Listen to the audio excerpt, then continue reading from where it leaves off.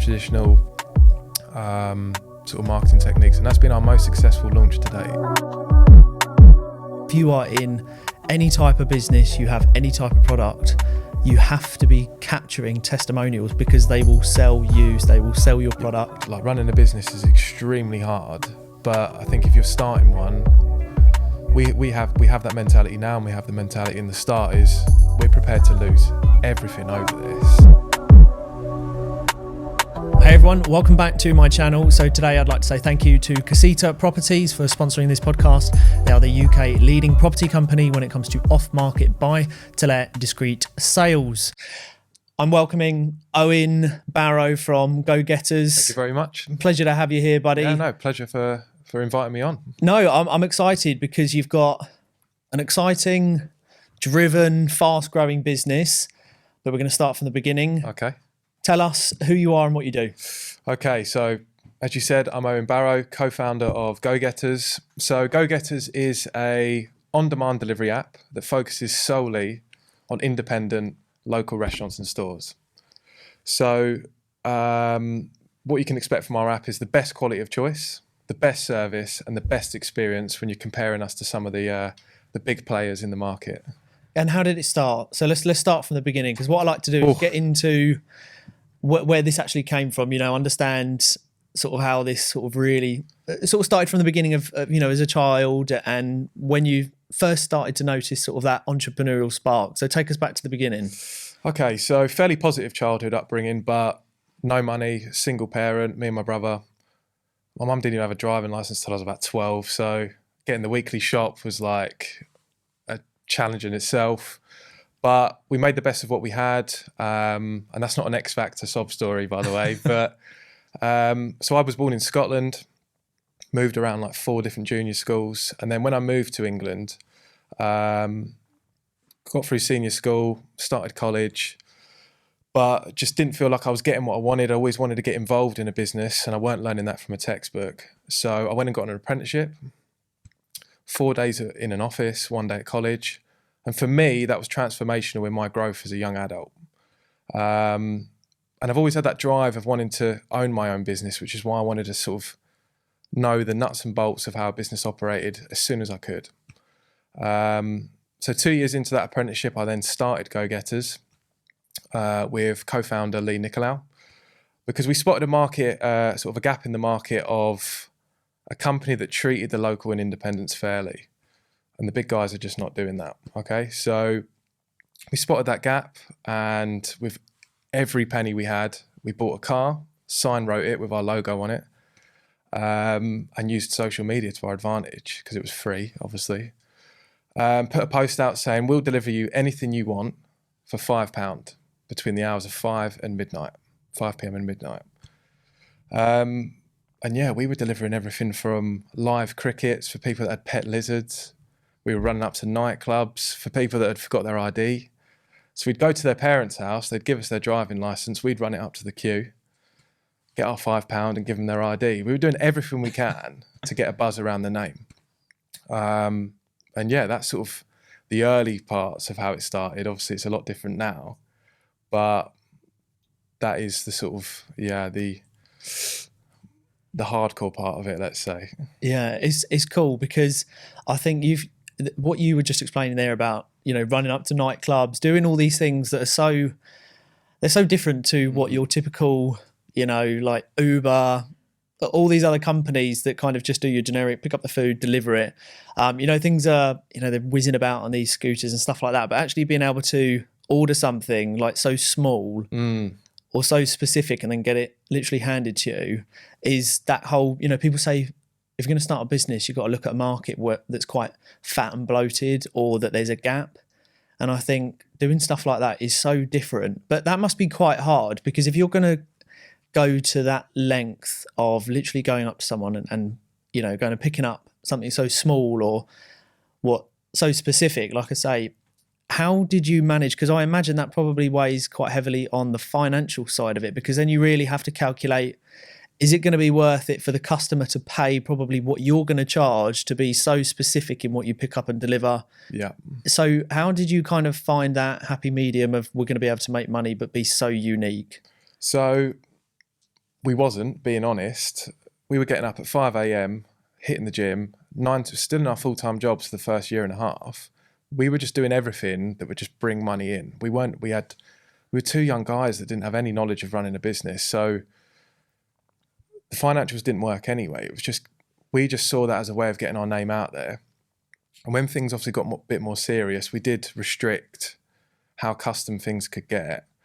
And we looked to get in partnerships with supermarkets, local news agents, to where they would pack the order for us, because us going into Tesco and doing a weekly shop for someone, you're not making any money on that at all. So it's a good question that you asked that. Again, it was just getting the brand name out there, creating a buzz on social media without having to do ads at that point.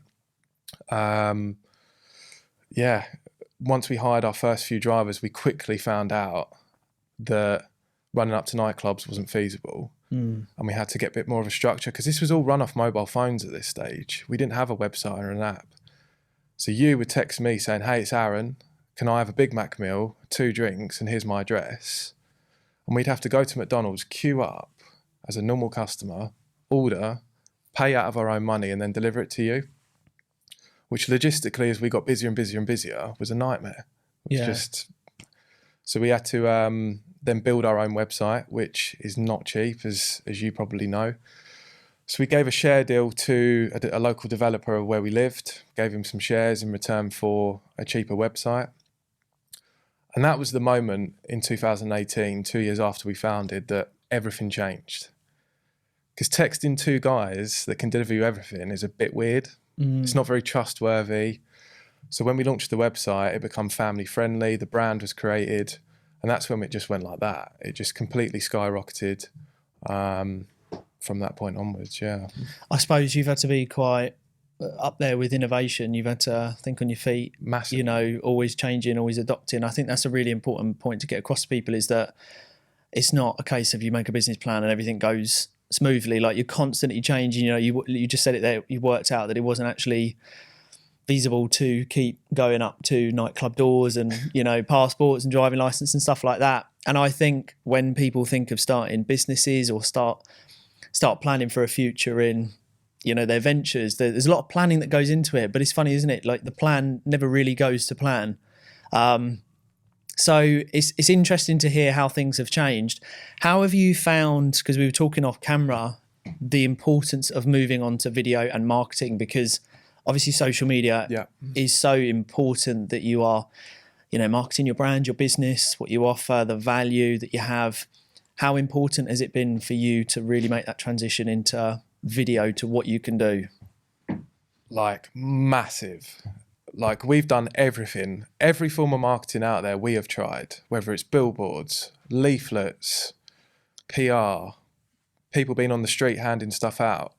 Because we're in quite a few areas now, we've been able to sort of try and test things. But the most recent area that we've launched in Bedford, we launched completely off video ads. We did none of the traditional sort of marketing techniques. And that's been our most successful launch to date. Through, obviously, the content in your video has to be important, right? But if you get it right and you target the right demographics and stuff like that, it can just massively pay off. And the ROI is huge. And that is going to be our strategy going forward. I mean, all the algorithms and all the social media platforms prefer video anyway. And we've just quickly learned that is the way forward for us. Yeah. What's your thoughts on, is it the business that sits at the front of the video that you see the logo, the brands, or is it a case of the owner who's leading it? You know, have you found a balance? Have you found what you preferred? And what do you think works? Because I know that, you know, I run a few groups where people are quite nervous to get in front of the camera still, and subconsciously they know that at some point they need to be the face of their business and brand. And I think that's really important. What have you found? People want to see behind the curtain. They really, really do. So from our experience, whether it's me, whether it's Lee, even like some of the team members in the office, people want to see who's creating our marketing. People want to see they're speaking to on the phone in the customer service. They want to see who that is. So definitely having people involved in the business on the ads has been massive. What has also been really good for us is getting the people that own, let's say, the restaurant to be in the ad, saying, hey guys, I'm going to be on GoGetters next week. Download the app today, because people know that owner. They don't know us yet in like a new area, as an example. So yeah, massively, you need to get the confidence to get in front of camera, because it will just skyrocket your business, Yeah, in my opinion. I know, I totally agree. I think something else to then feed off of that and actually back up your business. And this sort of really hit home most recently, and I do it anyway, so I already know about it, but testimonials are an absolute must. Yeah. Like if you are in any type of business, you have any type of product, you have to be capturing testimonials, because they will sell you, they will sell your product. And it almost takes 80, if not 90% of the cold sale out of it. Like you don't really have to say much if you have really good testimonials, Yeah. right? Especially if it's testimonials from people that they know. So in my case, it would be X restaurant in that area saying, yeah, I've used GoGetters for a year and they're amazing, much better than all the other apps. And then we use that to go sign up another restaurant. It works like a treat. So whatever industry you're in, that's going to work, right? Massively. I think testimonials are really underestimated. Not enough people capture them. But then also there's the question of, I know a lot of people think, well, I know I need reviews, I know I need testimonials. Where do I store them? How do I capture them? I don't want to bug people. I think you've actually just got to accept you need to chase people and say, I hope you really like the service. Would you be able to just spread that information or provide a 10-second video, send it over to me? I mean, again, it goes back to video. Would you rather read a testimonial? Would you rather have a landing page where you can see 10, 30 people all talking about their experiences? It just sells and just makes it a little bit more concrete for you and your business. And I just think it's so important to try and make testimonials more into video. If you don't ask, you don't get. Like when I started GoGetters, it's a sort of a separate topic, but very, very similar, is sort of about bugging people. I would follow 1,000 people and I would message every single one of them. My fingers were on fire at the end of it, going, can you share this story, please? Yeah, it's pestering people, and I know it's annoying, but if 10% of those people put it on their story, the reach that gets me, and that was obviously in the early days when we had no money for ads, just ask, and if they ignore you, it is what it is. Yeah. But you are right in the sense of, if you've got someone giving a testimonial on a video, it's extremely powerful. Yeah. Do you know, Mikey Pierce said it brilliantly, and I couldn't agree more. When he was launching like his business and, you know, he was still doing his YouTube and everything like that, he would literally go around to the biggest influencers that he could get hold of, just messaging all of them. And it comes down to a numbers game. Like it is that, you know, people think, oh, you know, how am I going to get these people to talk to me or, you know, get on board or anything like that? And it's, if you ask 100 people, 5 of them will probably say yes. And if you're asking sort of people who've got really big followings and stuff like that, then you're going to get 5 people. Is still great reach. I think like it's just getting that confidence to go out and say, will you check out my product? If you like it, would you please talk about it and leave me a test? And there's nothing wrong with that. Like I would do it. I'm sure you would do it. It takes no time. And I think if the person's likable, why the hell not? You know, I think it's so important. I want to sort of throw in a bit of the hardship. I want to talk about the hardship of being an entrepreneur, being a business owner, and some of the hurdles that you will come up against. Because I think it's really important to sort of not paint this glamorous picture. Talk to us about some of the struggles that you have had, those days where you think, oh, I can't be bothered, and then how do you overcome that? Yeah. Well, it's not glamorous. Like running a business is extremely hard. But I think if you're starting one, we have that mentality now, and we have the mentality in the start is we're prepared to lose everything over this. You can't have a plan B. But we've had millions of hurdles.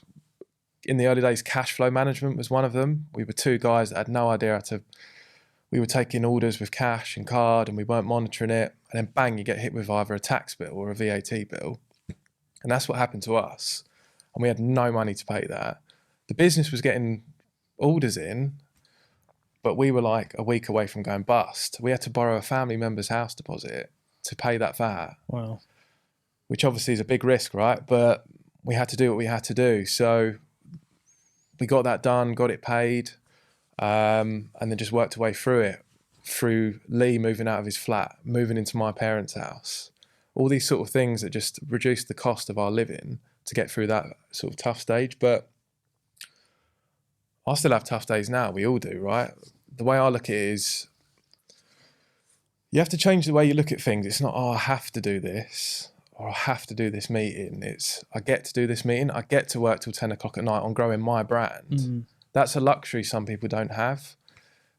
Like if I woke up tomorrow and I had to go work full time on something else, I lose that ability to work on the brand that I love and I want to take to the next level. So you have to be grateful that some people would kill to be in the position that you're in. So that's the one thing I do is just, I get to do this, not I have to. I think you hit the nail on the head. I think that's really good points. I even had that moment last night where I thought, I'm doing so much. I think where you get tired, I think we're all guilty where I think the moments where we think this is a struggle, why am I doing it? I think is when we're tired and I think we're just drained. Like I love what I do, but then you do have those moments. And typically I think if everyone's honest with each other, I think most of those moments are either in the evening or the morning. Yeah. Both when we're tired, both when our brains haven't fully woken up, and probably when we haven't sort of given ourselves a good, kick up the arse to say, right, let's get on with it. And that comes from, we just do long hours. I think if you love what you do, it's very hard to switch off. We've spoken a lot about this before, is that if you are an entrepreneur or you're someone that really wants to do well in life, it's very hard to switch off. Yeah, it's tricky because I think you have to accept that there is no switching off. I don't think you can run a successful business and turn your phone off in the evening. It's impossible. Because if something goes seriously wrong and they can't get hold of you, there's only so many times that can happen. But you just have to learn to find a balance, right? I think accepting that you can't switch off for me was a way of improving the anxiety that someone, oh God, every time my phone binged, I was like, something's gone wrong. And it'd just be like an email or something like that. It'd just be nothing. But how I personally have got up every day and sort of got through it is just going in the gym in the morning, getting that out of the way with. The difference between me not going to the gym in the morning and going is catastrophic. I'm grouchy. People don't like to be around me. Do you know what I'm saying? It's same, yeah. Honestly. And when I go, it's like, bang, I've achieved something heavy already. I can take on the world. Yeah. Do you have like a routine where you structure things? Because I totally second, for me, it's the gym in the morning, like, get the cardio done, releases the endorphins, gets you out of that mood, doesn't it? You wake up, you're knackered. And it was Mark Wright that said it actually when he was like, I don't buy into all this wake up, meditate stuff. Literally, I wake up, he said, I need the toilet. I go to the toilet and then I just got to crack on. There's none of this Zen-like calm. And for me, it is about getting in the gym, releasing that tension. And then you kind of have that brain space to start sparking ideas, what you've got to do that day. And not only that, I mean, you can leverage the gym so well. Yeah. Like on the treadmill, I do so much work on the treadmill. It's a bit of a laughing joke behind reception. They're like, all you do is walk. And I'm like, I laugh along with it, but I think, well, I've been pretty damn productive. I've probably organised the whole podcast and the guests and stuff. I can get a lot done on the treadmill. So how important for you, it sounds like it is important, is the structure and the routine of knowing what you do day in, day out? From 9 o'clock onwards, it's 100 miles an hour for me. Like as soon as I walk in that office, it's just chaotic and so much stuff can get thrown at you. You said it quite nicely, but that hour and a half in the gym, although it's like lifting weights or cardio, for me, it's like peace and quiet. For headspace, time on my own to deal with any challenges that I might have in that day and stuff like that. So it's like mandatory for me to go to the gym every day. Yeah.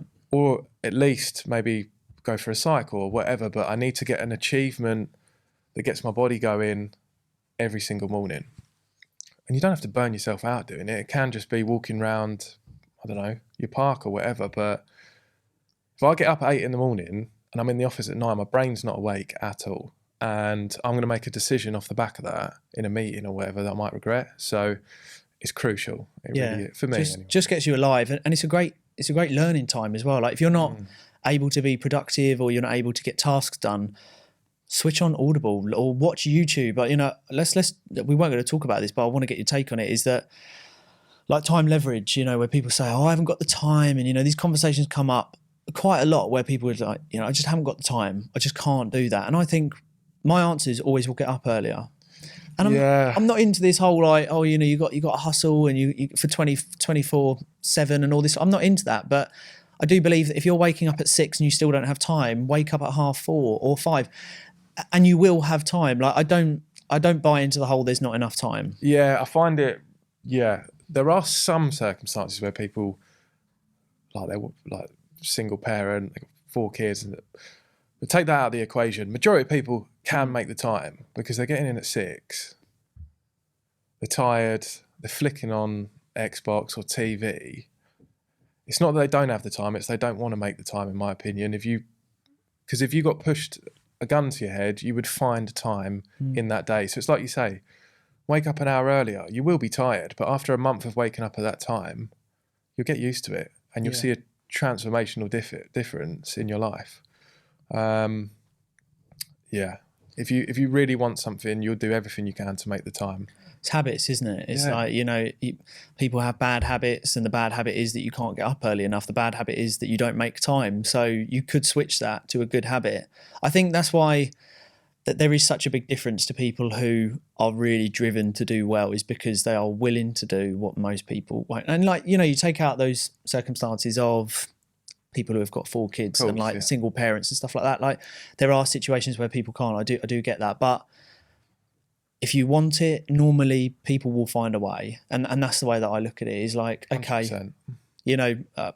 Solutions, not problems, that whole thing. If you could go back to say 18 years old with the information you have now and the knowledge, what would you do different? And kind of aiming that towards perhaps someone who is young, aspiring and watching this, like what things would you do different in your career to try and make a real success of a business?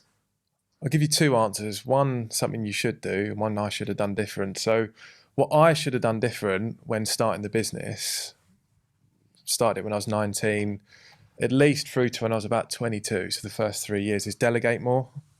I'm sure everyone struggles with this when starting a business, but me and Lee were like, we can do this better than anyone, but you have to trust your team, otherwise you just won't grow. You'll have wages coming out your ears and you're just getting minimal results. So delegate more, trust your team, and you'll just get so much further. Like now we've got a great team around us. That's why we've grown. But yeah, certainly if we delegated more in the early days, we might not have had the hurdles that we faced. But something I did right, and it might be right or wrong answer, but because I knew what I wanted and I didn't want anything to get in the way at all, from like 19, everyone's going out clubbing. I cut out all social life. No clubbing, no partying at all, and just focused, like took grind culture to the next level. Like it was just every day was obsessed with what I was doing. Which obviously if you want a social life, it's going to be extremely difficult. But if you want to get somewhere or want to grow something, you have to do it. You really do. Yeah, I think, for me, what I would say is, if you can start education as early as you can, and I mean self-education, because I think the school process doesn't do enough for us.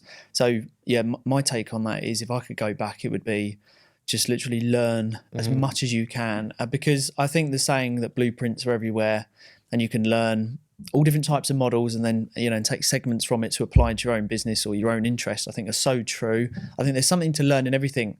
We've been having a conversation recently about both sides of the coin. So for example, if I say something that you disagree with and then you say something that I disagree with, there is no right and wrong necessarily, apart from, the things that we do know that is right and wrong. Yeah, of course. But in terms of opinions and perspectives and stuff like that, I think it's really healthy to be able to sit here and listen to your views. And if I don't agree, I just take them on board. But I also try and learn from them, because I'm not always right, and then vice versa. And I think that accumulates to someone who's really well-rounded and balanced, and then that can only serve you really well in business or, your ventures, whatever it might be. I think that's really important.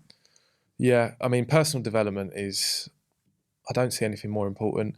Health is important as well, but that is classed under the same umbrella, right, of personal development. But it's really hard for someone to tell you you're wrong and you to suck it up. But you need that. Otherwise, you're just going to have tear-ups or arguments within the business. And I've had my fair share of those in the early days. Starting a business with someone, i.e. Lee, like one thinks something's the best idea and you disagree, da da da da da. But together you have to be in harmony to move forward. So yeah, as you say, if you don't agree, take it on board and learn from it. Yeah, I Hit the nail on the head. You just, just to briefly touch on partnerships, I think I always explain it as like a pyramid. You've got that base layer, a big wide sort of base where both or however many people in partnership really excited, you've got these ideas flowing about, but the closer those building blocks get to that point, Yeah, you really need to be aligned. And I think you need to talk about the point and the end goal or the vision before you start getting carried away 100%. with. I think it's just going to avoid so many problems further down the line. Starting a bit like, because partnerships can destroy you. It really can. If two people fall out within a business, it's terrible. But it's like you said, that point, everyone in Go-Getters now, we all have the same goal, the same agenda. We're in it all for the same reason. So every time we get in that office, we just crack on and work together as a team. But yeah, it's not always that easy. Yeah, no, it's not. It's hard work the whole way through, and it's a journey the whole process. As we sort of come to a close, I always like to ask the guests, to share like a book recommendation or something that was impactful in your life, your journey, that others can go away, they can search it up, and perhaps they can take something from it. So has there been anything, a video, a book, or self-development? You mentioned about Audible before. So Rich Dad Poor Dad was the first one I listened to, because I don't always read, and that was in the gym. Yeah. So sort of leveraging the time there. But that was one book that I read, and that's got things like cash flow and stuff like that. That was around the time of the difficulties we were having in the early days. But that's one I would personally say, and it's quite a popular one anyway. People have probably heard of it. That was the first one I ever listened to. Really? But that's the answer of a lot of people, is Rich Dad Poor Dad, because it's a bit of everything. And I think it just, if you want more from life and you want to build businesses, you want to be an entrepreneur, you want to create things, I think that book is the push. 100%. No, I totally agree. And as you say, you can either read it or listen to it. So there's no excuse. You've always got time. No excuse. That's the thing. With Audible, there is no excuse. That's my answer. So there we go. If you haven't listened to it yet, it's Rich Dad, Poor Dad. It's an awesome book. Owen, before we close it up, where can people reach out, find more about your business and get in touch? Yeah, absolutely. So we've got an app on iOS and Android, or a website, gogetters.co.uk. You can find us across all the social media platforms.